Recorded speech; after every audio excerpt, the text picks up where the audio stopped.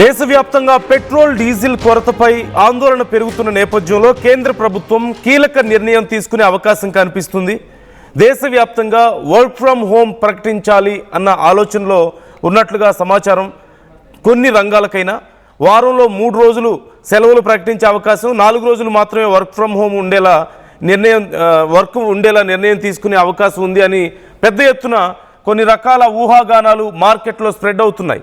శని ఆదివారాలతో పాటుగా మరో రోజు కూడా సెలవు ప్రకటించే ఛాన్స్ ఉందని, ఐటీ కారిడార్లు అయినటువంటి హైదరాబాద్, బెంగళూరు, పూణే, చెన్నైలో ఈ విధానాన్ని అమలు చేసే ఛాన్స్ ఉందని, ప్రధాన నగరాల్లో ఆడ్ అండ్ ఈవెన్ రూల్ అమలు చేసే ఛాన్స్. అంటే మనం ఢిల్లీలో జనరల్గా ఈ పద్ధతి గురించి విన్నాం.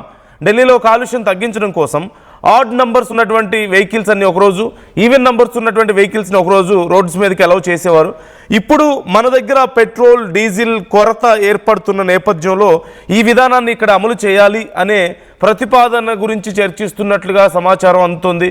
పెద్ద ఎత్తున ఈ అంశాలకు సంబంధించి ఈరోజు ఆల్ పార్టీ మీటింగ్ జరగబోతోంది. ఈరోజు సాయంత్రం 5 గంటలకి అన్ని పార్టీలు ఈ మీటింగ్లో పాల్గొంటాయి. మిడిల్ ఈస్ట్ ఉద్రిక్తతల నేపథ్యంలో ఓవైపు ఈ మీటింగ్ జరగడం, భారతదేశంలో ఈ మీటింగ్ జరగడం చాలా తీవ్రమైనటువంటి ఉత్కంఠను కలిగిస్తోంది. ఇప్పటికే పాకిస్తాన్లో ఉన్నటువంటి పరిస్థితిని, మన పక్క దేశాల్లో సిచ్యువేషన్ మనం చూస్తున్నాం.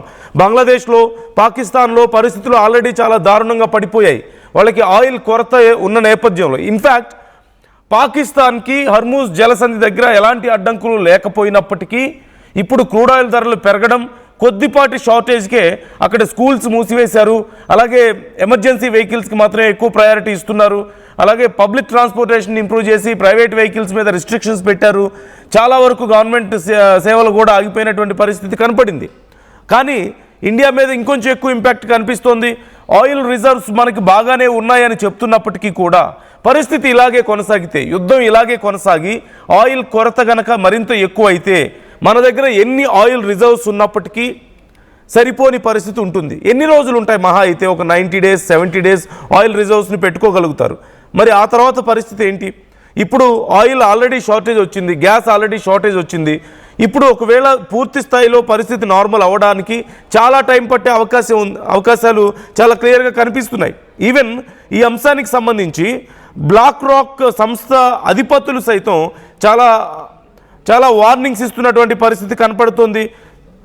ఒకవేళ ఆయిల్ కనుక, క్రూడ్ ఆయిల్ కనుక $150కి బ్యారెల్ చేరితే ఖచ్చితంగా ఆర్థిక మాంద్యం వచ్చే అవకాశం ఉంది అంటూ కొన్ని హెచ్చరికలు ప్రపంచంలో ఉన్నటువంటి పెద్ద పెద్ద ఆర్థికవేత్తలు, యూనివర్సిటీలు సైతం లెక్కలు వేస్తున్నటువంటి పరిస్థితి కనపడుతోంది.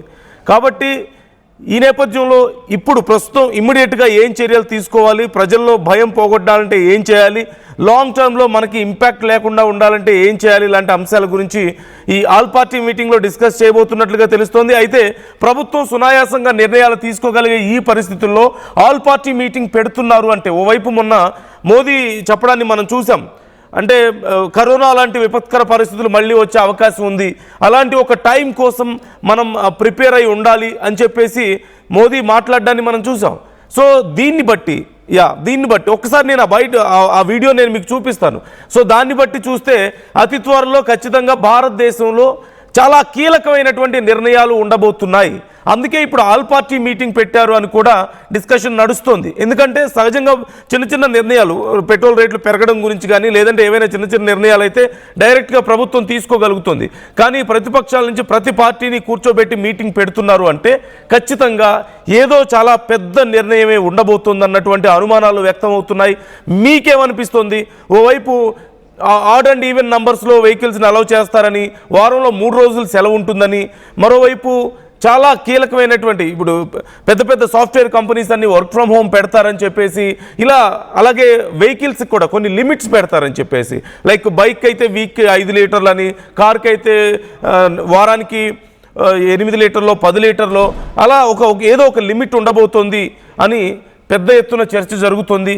చాలా రకాలైనటువంటి వీటిలో కొన్ని రూమర్స్ ఉండొచ్చు, కొన్ని ప్రస్తుతం ఉన్నటువంటి సిచ్యువేషన్ని రిప్రజెంట్ చేయవచ్చేమో. But there is some kind of panic in the market. We can see that already panic buying మనం చూస్తున్నాం పెట్రోల్ కోసం. క్యూల్లో ఎగబడుతున్నారు. కిలోమీటర్ల కొద్ది వాహనాలు నిలిచిపోయి ఉంటున్నాయి. సిఎన్జి కోసం కిలోమీటర్ల కొద్ది వాహనాలు నిలిచిపోయి ఉన్నటువంటి పరిస్థితి కనపడుతుంది.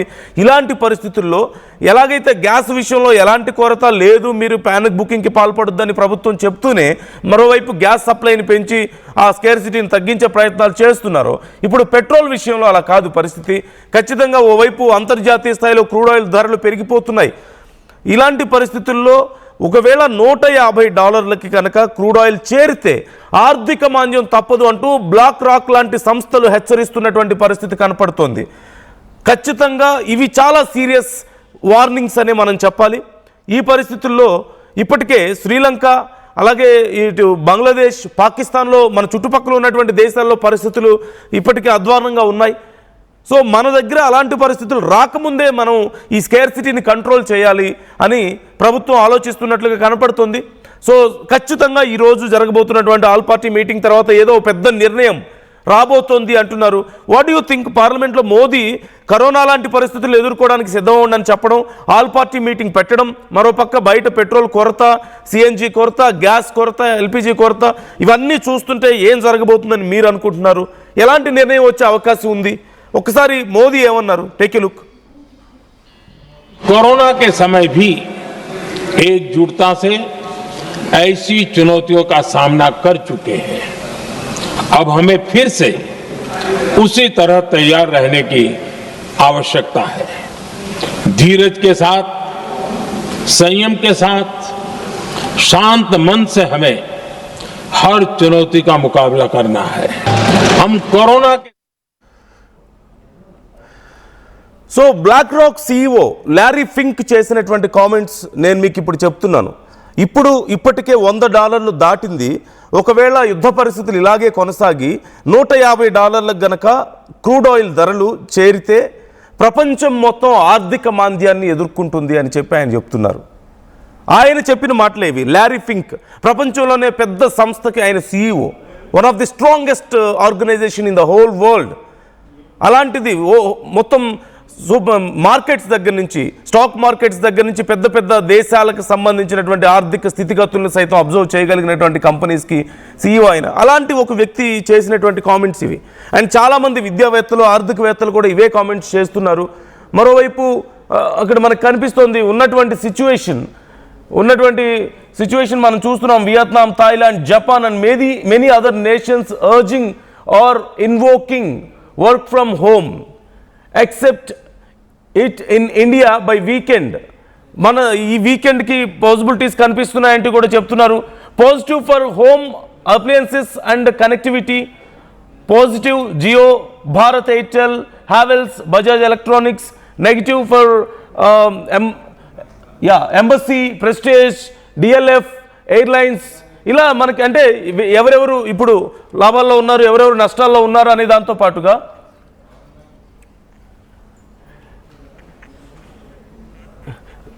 సో మార్చి 10వ తారీఖున వచ్చినటువంటి ట్వీట్ మీరు అక్కడ చూడొచ్చు. మార్చి 10 మధ్యాహ్నం వచ్చినటువంటి ట్వీట్. అంటే రాబోతున్న రోజుల్లో పరిస్థితులు ఎలా ఉండబోతున్నాయి అనేది.